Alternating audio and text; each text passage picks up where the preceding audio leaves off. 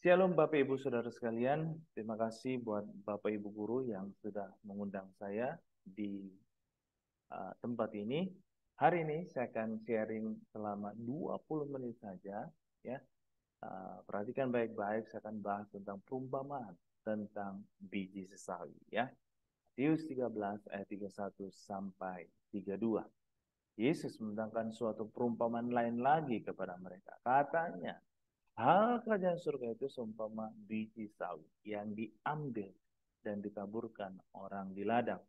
Memang biji itu yang paling kecil dari segala jenis benih. Tetapi apabila sudah tumbuh, jenis sesawi itu lebih besar daripada sayuran yang lain. Bahkan menjadi pohon, sehingga burung-burung di udara datang bersarang pada cabang-cabangnya. Jadi hari ini saya akan bahas tentang biji sawi. Biji sawi itu kalau sangat kecil, kalau ditanam dia akan lebih besar daripada sayuran yang lain, bahkan bisa menjadi pohon dan menjadi berkat buat lingkungannya. Hari ini saya akan bahas tentang small act, big impact. Ya, sesuatu yang kecil, tindakan-tindakan kecil yang kita lakukan mempunyai dampak yang besar. Tindakan-tindakan yang kecil yang kita lakukan mempunyai pengaruh yang besar. Tindakan-tindakan yang kecil yang kita lakukan mempunyai influence yang sangat besar.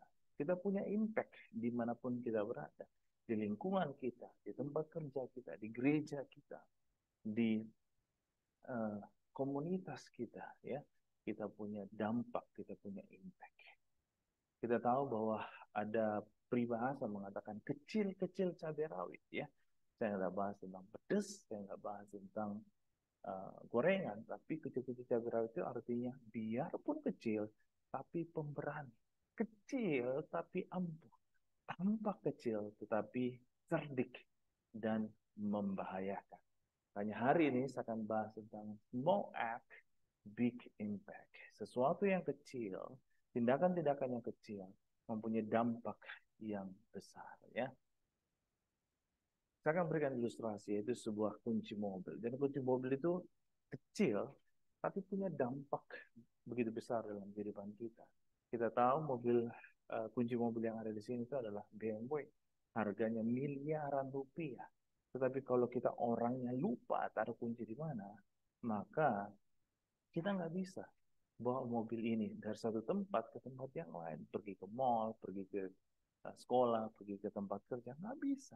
Karena kita lupa taruh kunci di mana. Jadi kunci ini kecil, tapi punya dampak yang luar biasa dalam kehidupan kita. Yang kedua, tentang handphone.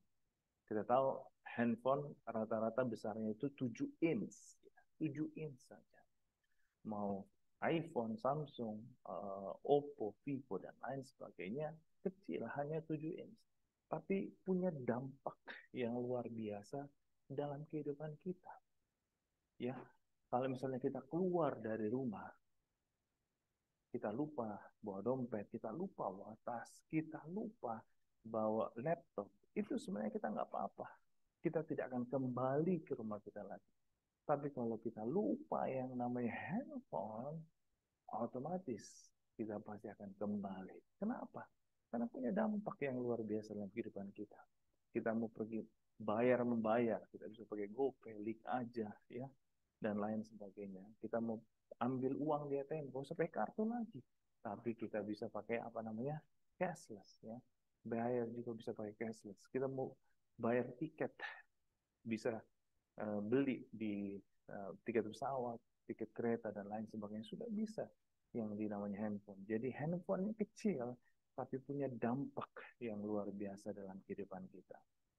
Yang berikutnya ya, ada contoh dalam Alkitab. Saya mengatakan Gideon ini adalah seorang yang si paling kecil dan si paling mudah. Hakim-Hakim 6 ayat 15 mengatakan, tetapi jawabnya kepadanya, ah Tuhan, dengan apakah akan kuselamatkan orang Israel? Ketahuilah, kaumku adalah yang paling kecil di antara suku Manasye dan aku pun yang paling muda di antara kaum keluarga.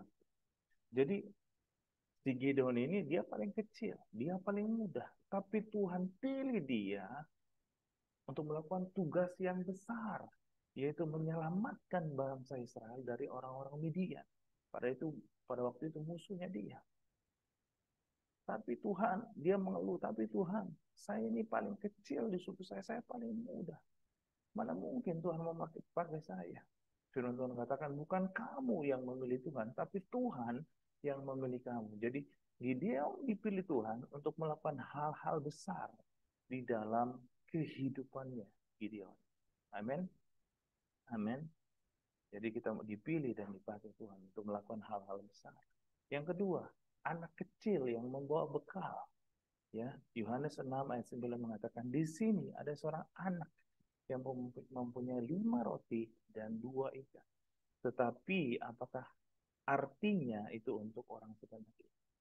Jadi anak ini dia membawa bekal 5 roti dan 2 ikan. Di tangan Tuhan, Tuhan buat roti dan 2 ikan ini bisa memberi makan 5.000 orang. Tidak termasuk perempuan dan laki-laki. Berarti dia memberi makan ribuan orang dengan dia membawa bekal. Jadi sesuatu yang kecil punya dampak yang luar biasa. Bahkan 5 roti dan 2 ikan, itu sisanya bisa sampai 12 bah. Jadi anak ini punya dampak yang besar dalam kehidupannya. Padahal dia cuma melakukan hal kecil, yaitu membawa bekal saja ya. Jadi ada Gideon, kemudian ada juga si anak kecil yang membawa bekal ini. Jadi hari ini kita bahas tentang hal itu ya. Oke, hanya 3 hal saja yang kita pelajari dari perumpamaan tentang biji sawi sesuai dengan Matius 13 ayat 31 sampai 32 yang tadi kita baca ya. Yang pertama, poin yang pertama, diambil dan ditabur. Apa yang diambil dan ditabur? Yaitu sebuah benih. Benih artinya apa? Firman Tuhan, teman-teman ya. Ayat 31 mengatakan Yesus menceritakan suatu perumpamaan lain lagi kepada mereka. Katanya, hal kerjaan surga itu seumpama biji sawi yang diambil dan ditabur orang di ladang. Jadi ingat baik-baik, benih adalah firman Tuhan. Kita next. Kalau kita baca di Matius 13 ayat 1 sampai 9, itu adalah suatu perumpamaan. Jadi ada seorang penabur keluar untuk menabur. Ya, pertama dia menabur benih atau firman Tuhan itu di tanah yang berbatu-batu. Tidak bisa tumbuh dong ya. Pertama dia tabur di pinggir jalan. Tidak bisa tumbuh karena kurang bagus tanah. Kemudian dia tabur lagi benih tersebut atau firman Tuhan itu di uh, tanah yang berbatu-batu. Tidak bisa juga. Kemudian yang kedua, dia tabur lagi di semak yang berduri. Tidak bisa tumbuh juga, karena ada semak berduri, dihimpit, tidak bisa tumbuh. Kemudian yang keempat, yang paling bagus adalah dia tabur benih firman Tuhan itu di tanah yang baik. Apa jadinya? Jadi dia bisa berakar, bertumbuh, dan berbuah 30, 60, sampai 100 kali lipat. Nah, ada 3M untuk mengidentifikasikan bahwa hal itu adalah tanah yang baik. Yang pertama, ketika kita mendengarkan firman Tuhan pada saat ini, itu artinya ada benih yang ditabur, ya, yaitu firman Tuhan. Roma 10 ayat 17 mengatakan iman timbul dari pendengaran. Pendengaran oleh firman Tuhan. Jadi hari ini kita mendengarkan firman Tuhan, artinya ada benih yang ditabur. Amin. Yang kedua, ketika kita merenungkan firman tersebut, artinya ada namanya pertumbuhan. Makanya Mazmur 1 ayat 2 sampai 3 mengatakan seperti apa? Yang kesukaannya ialah Taurat Tuhan dan yang merenungkan Taurat itu siang dan malam. Ia seperti pohon yang ditanam di tepi aliran air yang menghasilkan buah pada musimnya dan tidak layu daunnya, dan apapun yang dilakukan akan berhasil, sukses dan beruntung. Jadi merenungkan ada juga akan ada namanya pertumbuhan. Amen. Yang ketiga, ketika kita melakukan firman Tuhan itu artinya ada ketika kita melakukan firman Tuhan, maka itu artinya berbuah, ya, berbuah. Makanya firman Tuhan katakan Yohanes 15 ayat 8 mengatakan, dalam hal inilah Bapakku dipermuliakan, yaitu jika kamu berbuah banyak, dengan demikian kamu adalah murid-muridku. Ya, ini artinya apa, teman-teman ya? Ini artinya bahwa apakah kita mempunyai hubungan pribadi dengan Tuhan?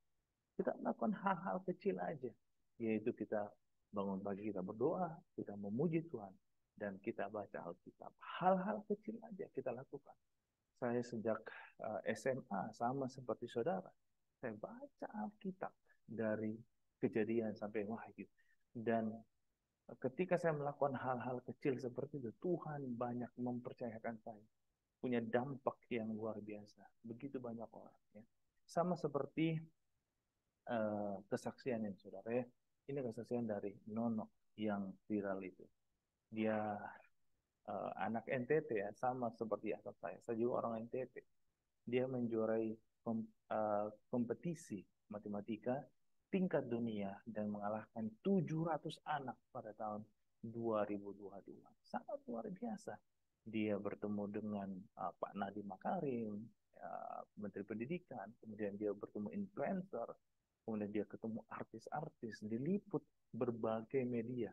Jadi anak ini, Nono ini, anak NTT yang susah sinyal ini, dia sangat viral, saudara-saudara ya. Dia sangat viral. Tahu nggak rahasianya kenapa dia bisa seperti ini? Dia menang apa namanya kompetisi dunia dan mengalahkan ribuan orang dan dia viral. Tahu nggak kuncinya di mana? Dia melakukan hal-hal kecil. Dia bangun pagi, dia berdoa, dia memuji Tuhan, dan dia baca Alkitab. Amin. Kita lihat videonya yang ini ya. Kita lihat videonya. Ini ada videonya ya. Kita akan putar sama-sama. Oke. Yang berikutnya ya. Yang kedua, si paling kecil dan berdampak ya, yaitu sebuah biji sawi.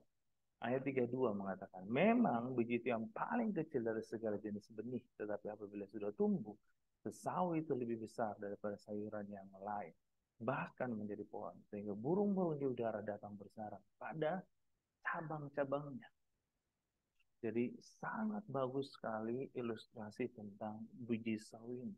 Bahwa kita melakukan tindakan-tindakan kecil yang punya dampak yang luar biasa di dalam kehidupan kita. Sama seperti Gideon.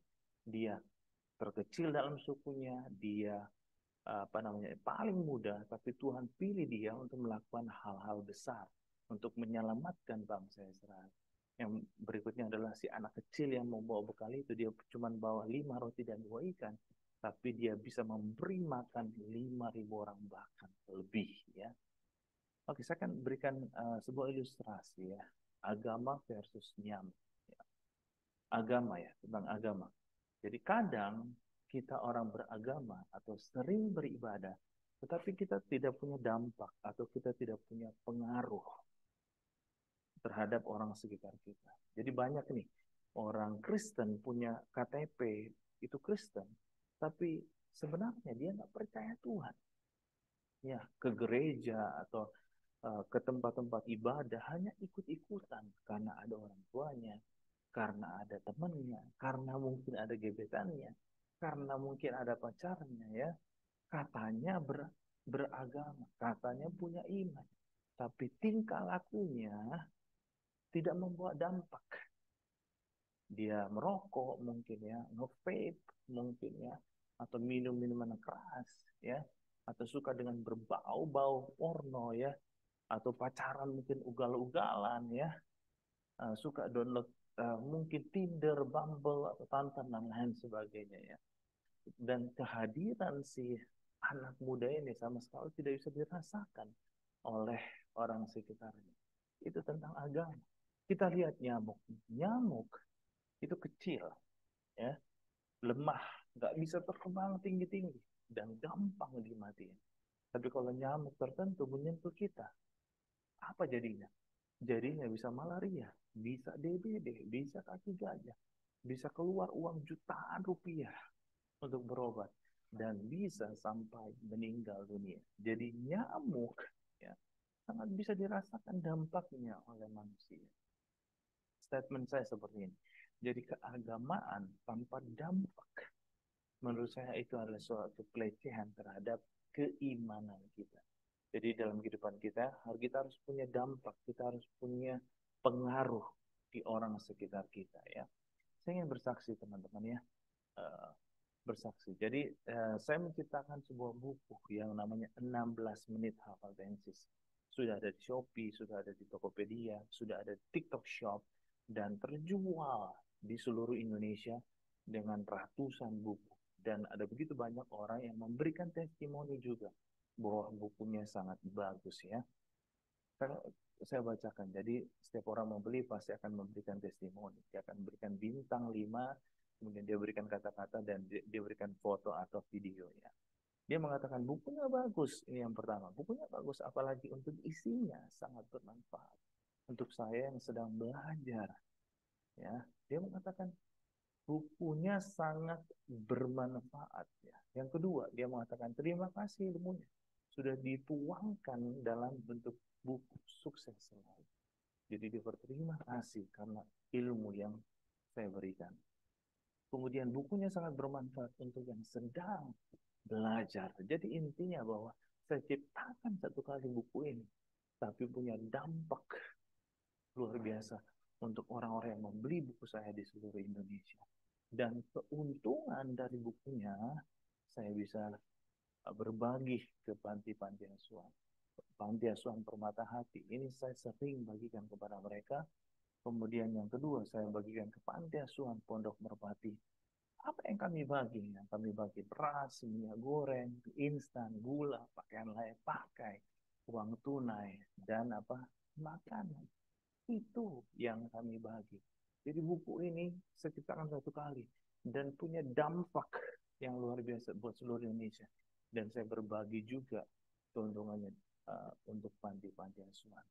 Ini semua karena anugerah Tuhan, si paling kecil dan berdampak. Amin. Ini yang terakhir, saudara ya. Matius Matius 25 ayat 21 mengatakan, maka kata Tuhan itu kepadanya, baik sekali perbuatanmu itu, hai hamba yang baik dan setia, engkau telah setia dalam perkara kecil. Aku akan memberikan kepadamu tanggung jawab dalam perkara besar. Masuklah dan turutlah dalam kebahagiaan Tuhan. Jadi tidak usah melakukan hal-hal besar dulu. Lakukan hal-hal kecil dulu. Contohnya di rumah. Ketika teman-teman, ketika kamu bangun pagi, kamu rapikan tempat tidur. Ketika kamu sudah makan, apa yang harus kamu lakukan? Cuci piring, ya. Ketika kamu di rumah, ada yang kotor, kamu sapu, kamu ngepel.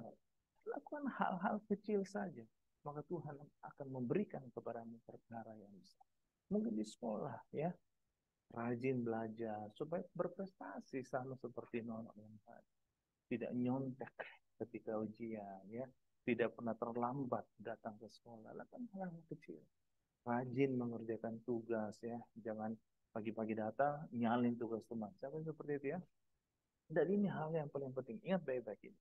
Terlibat di dalam ekskul dan join di dalam komunitas.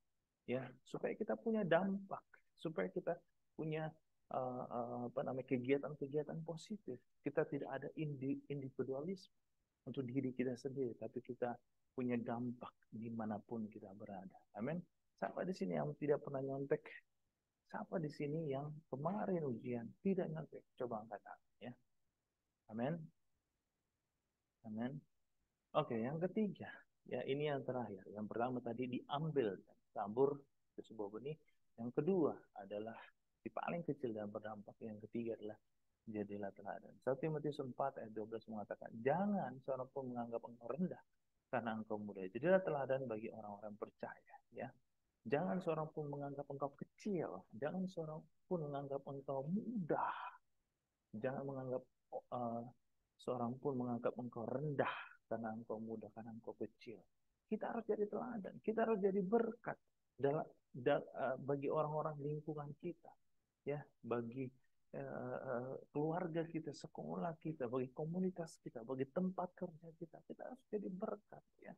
Dalam hal apa? Dalam perkataan kita, dalam tingkah laku kita, dalam kasih kita, dalam kesetiaan kita, dan yang terakhir adalah dengan kesucian kita. Amin. Amin. Kalau ada yang tanya, misalnya Yohanes tentang apa, ada 3 hal yang kita harus pelajari dari perumpamaan tentang biji sawi. Yang pertama, diambil dan ditabur, ya, yaitu sebuah benih, yaitu firman Tuhan. Kita harus mendengarkan, kita harus merenungkan, dan kita harus melakukan firman Tuhan. Yang kedua, si paling kecil dan berdampak, yaitu biji sawit. Sama seperti Gideon, sama seperti anak kecil yang membawa bekal itu. Yang ketiga, jadilah teladan, ya. Jadilah berkat dimanapun kita berada. Melalui perkataan kita, tingkah laku kita, kasih kita, kesetiaan kita, dan kesucian kita. Amin. Amin. Saya percaya kita semua diberkati oleh Tuhan. Terima kasih, Tuhan Yesus memberkati. God bless you all.